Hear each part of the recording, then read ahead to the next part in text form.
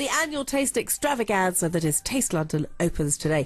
Rickstein is officially opening the show and he joins us now. Good morning, Rick. Hello, Gabby. Oh, how lovely to talk to you. Oh, how nice. Now, what is the Taste of London? Well, it's a sort of, shall we say, an extravaganza of restaurants cooking for the public. I mean, it's a great idea for a food festival, is that actually you get to taste dishes cooked by famous chefs at a knockdown price. And what's great is, I mean, at the moment Robert Elms is cooking the world on Fridays in association with Radio 4. And every day he's doing all the World Cup meals and as the well. World Cup meals as well. And of course, and this year there's a big focus on Malaysia at Taste London. Exactly. Well, that's where I come in, really, because I'm a bit of a fan of Malaysia, because I've been there lots of times, and I've always felt that the sort of Malaysian food in the UK is a little not known enough, really. I mean, we all know about Thai cooking from Southeast Asia, but not so much about Malaysia.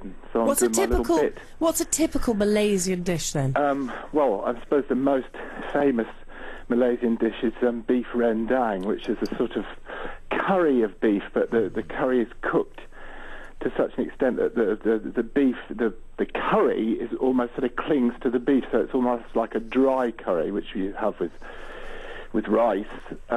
Paul's dribbling. I've had it once, actually. There's a lovely Malaysian... Satay, of course. Yeah. And when you travel on the national airline of Malaysia, you get... they serve you satays for a first course. Oh, I love a satay. Oh, how do you make an... Oh, there we go, Rick, we have the perfect man. How do you make that lovely peanut dip yourself? It's basically peanuts, lots of palm sugar, and garlic, shallots, a little bit of shrimp paste, you know, that rather pungent sort of paste that is probably the most used ingredient in all Malaysian cookery. In fact, when you go through Kuala Lumpur Airport, you know, when you go through lots of airports, there's sort of like local produce, and there's shops in Kuala Lumpur Airport just selling shrimp paste or fish paste. Some people regard it as really unpalatable because it smells... I can imagine. It's got that lovely kick to it, hasn't it? It gives a real kick to dishes. It's got a kick, but in something like a satay, in a very, very restrained quantities, it just gives it that sort of exclusivity, I suppose. It's a sort of Moorish quality. And, I mean, satay, basically, it's a sort of a peanut sauce, and I think the best one's the peanuts are just sort of chopped rather than ground smooth, so you've got a texture big in lumpy bit. Oh, yeah. You are making my mouth. You always do. I absolutely love your cooking. I love your books and I love your shows, so I'm completely overexcited to be speaking to you. Me not so much, really. Fair enough. So give us an idea of what else we'll be able to taste there. Well, I'm doing fish, quite a lot of fish, because it's my thing. Yeah.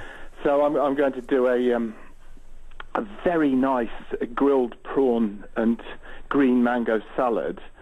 I'm very keen on the salads you get all over Southeast Asia, where you get this sort of alluring mixture of sweet, sour, and spicy. So you use lots of, in this case, fish sauce. You know, that sort of salty, savoury sauce made from anchovies. Yes.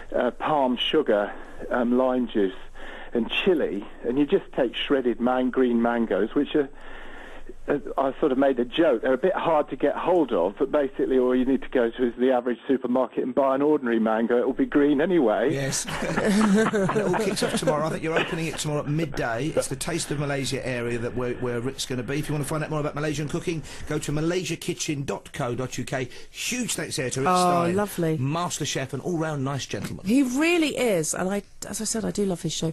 Now, we're talking about sex education.